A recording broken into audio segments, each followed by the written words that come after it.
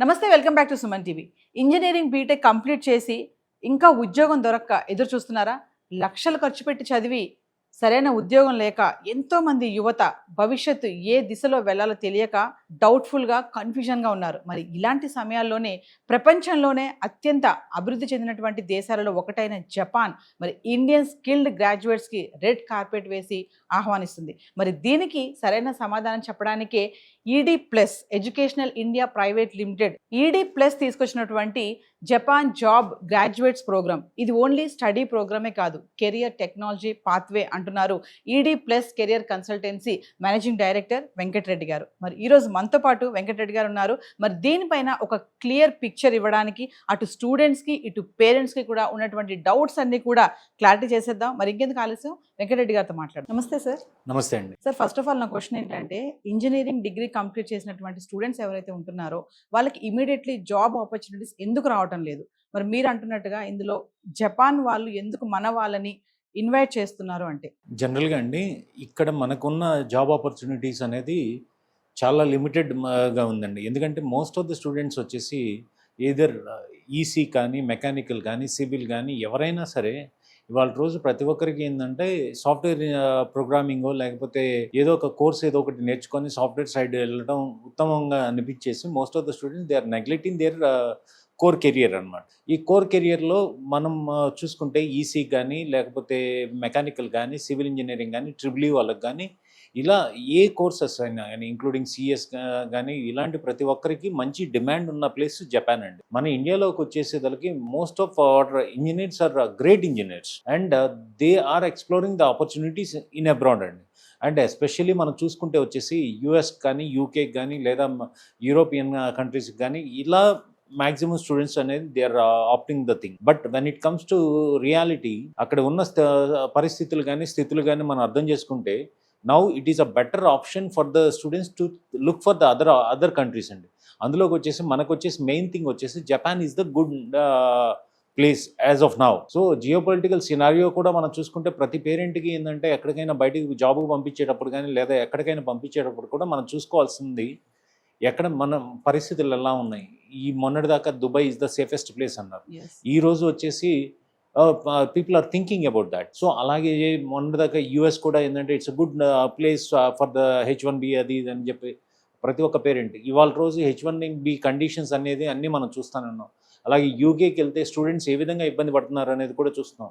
ఇలా యూరోపియన్ కంట్రీస్లో కానీ ఎక్కడికైనా చూసుకుంటే చాలా రకరకాల ప్రాబ్లమ్స్ అనేది ఫేస్ చేస్తున్నారు. So we have a good brains and but those are draining out అండి.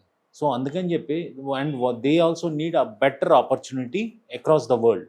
సో అందుకని చెప్పేసి ED plus has brought this graduate job immersion ప్రోగ్రామ్ని తీసుకొని రావడం జరిగిందండి. ఇందులో మెయిన్ అడ్వాంటేజ్ వచ్చేసి ఎవరైతే ఇంజనీరింగ్ కంప్లీట్ చేస్తారో లేదా గ్రాడ్యుయేషన్ కంప్లీట్ చేస్తారో హోటల్ మేనేజ్మెంట్ కంప్లీట్ చేస్తారో వీళ్ళందరికీ మంచి ఆపర్చునిటీస్ అయితే ఉంటాయి. ఇక్కడ జాబ్లు లేవు అనే మాట లేదండి. ఇక్కడ వీ హ్యావ్ జాబ్స్ బట్ మనకి పే అనేది వచ్చేసి చాలా తక్కువ వస్తుందండి. అంటే సపోజ్ ఒక ఫ్రెష్మెన్గా మనం ఎంటర్ అయ్యేటప్పుడు ఏదైనా కంపెనీలోకి మనం ఎంటర్ అయ్యేటప్పుడు they are paying us only 25,000 to 30,000 మనకి పే చేస్తాం. అదే జపాన్లో వచ్చేసి it is going up to around 1,50,000 నుంచి స్టార్ట్ అవుతుంది and this can go up to around 2.5 lakh కూడా వెళ్ళొచ్చు.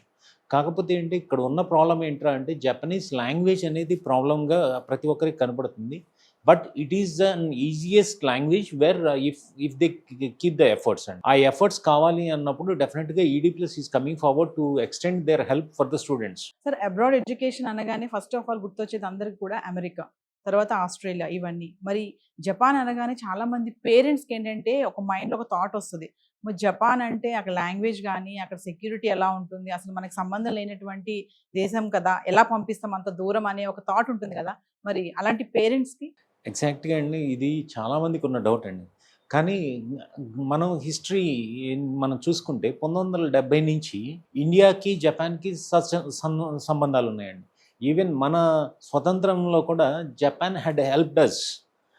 సో అలాంటి కంట్రీ మనకి ఈ రోజు కూడా they are opening their arms to us. So అదే మనం యుఎస్ కానీ లేకపోతే యూకేకి కానీ ఆస్ట్రేలియాకి కానీ ఇలాంటి చోటకి మనం పంపించేటప్పుడు మనం ఎంత స్పెండ్ చేస్తున్నాం, ఒక ప్రోగ్రామ్ మీద ఒక స్టూడెంట్కి ఎంత ఎర్న్ చేస్తున్నాడు లేదా ఎంత స్పెండ్ చేస్తున్నాడు అనేది చూసుకుంటే ఇవాళ రోజు దెర్ ఈస్ అ సర్వే అండి, ఆల్మోస్ట్ ఒక 40% ఆఫ్ ద స్టూడెంట్స్ కానీ లేకపోతే అమెరికాలో సెటిల్ అయిన ఇంజనీర్స్ కానీ they want come back and look for the other alternates Yes. అనమాట. సో ఇలాంటి పరిస్థితుల్లో మనం చూసుకుంటే మనకి రిటర్న్ ఆఫ్ ఇన్వెస్ట్మెంట్ ఆర్ఓఐ అంటాం, ఆర్ఓఐని కూడా మనం కన్సిడరబుల్గా చేసుకున్నప్పుడు Japan is the best place either to study or to work hard, all these things. ఇలాంటి ఆస్పెక్ట్స్లో main thing we recommend all the students to go for a better option with a calculated mind అండి. మనం ₹1 పెట్టేటప్పుడు మనకి దానివల్ల మనకి ఎంత benefit వస్తుంది ఏంటి అనేది కూడా ఆలోచన చేయాలి పేరెంట్ కూడా. సో యూఎస్కి వెళ్ళి 60-70 లక్షలు మనం ఖర్చు పెట్టుకొని అక్కడికి వెళ్ళి పార్ట్ టైంలో అక్కడ లివింగ్ ఎక్స్పెన్సెస్ మాత్రానికి సరిపోయి మళ్ళీ వచ్చేటప్పటికి ఇక్కడ ఉన్న స్టడీ లోన్ మనం క్లియర్ చేసుకునే దానికి మనం ఇబ్బందులు పడతా, ఇలాంటి పరిస్థితి ఈ రోజు మనం చూస్తాం. సో అలాంటి పరిస్థితి అనేది లేకుండా ఇక్కడ బ్రహ్మాండంగా మినిమం వచ్చేసి 17 to 20 lakhs వాళ్ళు ఖర్చు పెట్టుకోగలిగితే they will be into a better industrial exposure ఉన్న ప్లేస్ ఉంటుంది. కాబట్టి most of the students they can able to gain the work experience as well as jobs అండి. జపాన్ ఎడ్యుకేషన్ అంటే కొంచెం కాస్ట్తో కూడుకుంది. మరి మిడిల్ క్లాస్ వాళ్ళకి మీరు ఇచ్చేటటువంటి ED+ ఈ ప్రోగ్రామ్ ఎలా యూజ్ అవుతుంది అంటారు? ఎగ్జాక్ట్గా నేను ఇందాక మాట్లాడిన విధంగా అండి, ఇది చాలా కాస్ట్ ఎఫెక్టివ్ అయితే కాదండి. ఇది only every middle class or lower middle class parent కూడా దే కెన్ ఎఫర్డ్ ఇట్. అంటే 17 lakhs to 20 lakhs అవుతుందండి. ఎవరైతే అది కూడా స్పెండ్ లేని వాళ్ళు ఎవరైతే ఉంటారో వారికి ED+ will be helping them for getting the bank loans అండి. యాజ్ వెల్ యాజ్ వాళ్ళకు వచ్చేసి ఈ బ్యాంక్ లోన్లకు కూడా ఏంటంటే వాళ్ళ అప్లికెంట్ ఎవరైతే ఉంటారో వాళ్ళు కొంచెం స్ట్రాంగ్గా ఉండాలి. అంటే సపోజ్ వాళ్ళ బంధువులు అవ్వచ్చు లేదా వాళ్ళ ఫ్రెండ్స్ అవ్వచ్చు, ఎవరైనా అవ్వచ్చు అండి, but they should have a strong record అనమాట. సో అలాంటి వాళ్ళకి డెఫినెట్గా 100% we can assure the loans అనమాట. N4, N3, N5 Japanese language training అంటున్నారు కదా, మరి ఈ ట్రైనింగ్ అసలు ఏంటి, దీనివల్ల ఉద్యోగాలు చేసే వాళ్ళకి ఎటువంటి బెనిఫిట్స్ ఉంటాయండి? జనరల్గా అండి జపాన్లో మనకి జాబ్లకి మనం వెళ్ళాలి అని అంటే వెరీ రీసెంట్గా India and Japan have economic trade deals అయినాయండి. వీటిల్లో వాటి పరంగా మనకి ఉన్న అడ్వాంటేజెస్ ఏంటి అని అంటే మనకి ఎవరైతే స్కిల్డ్ ఎంప్లాయీస్ ఉన్నారో వాళ్ళని దే కెన్ హైర్ అనమాట.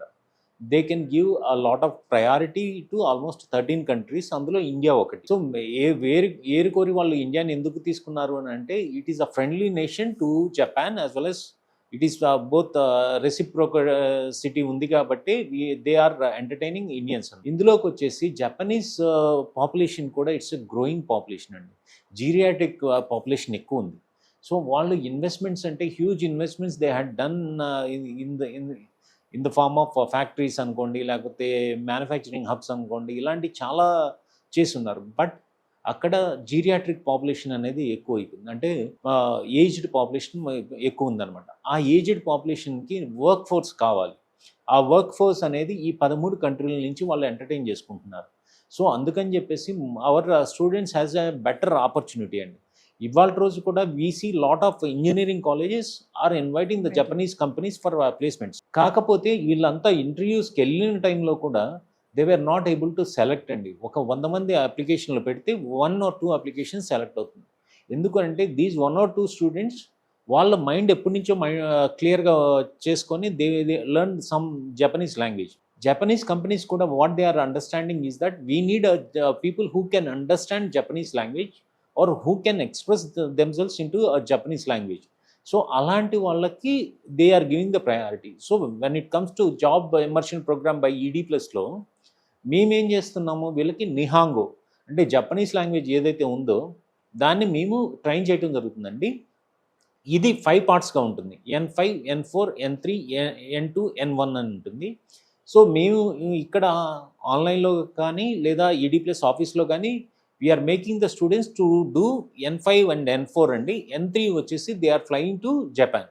సో మేము ఎప్పుడైతే మేము క్లియర్గా స్టూడెంట్లకి ఈ విధమైన ప్రోగ్రామ్ని ఇవ్వటం వల్ల, ఎందుకంటే వాళ్ళకి కన్ఫర్మేషన్ ఆఫ్ ఎన్రోల్మెంట్ అనేది రావడానికి ఇట్ టేక్స్ అట్లీస్ట్ 6 months. ఆ టైం అనేది వేస్ట్ అవ్వకుండా ఈ లాంగ్వేజ్ అనేది కూడా మేము ఇక్కడ నేర్పించడం జరుగుతుంది. So that when they go there they can have an advantage to get into jobs అనమాట.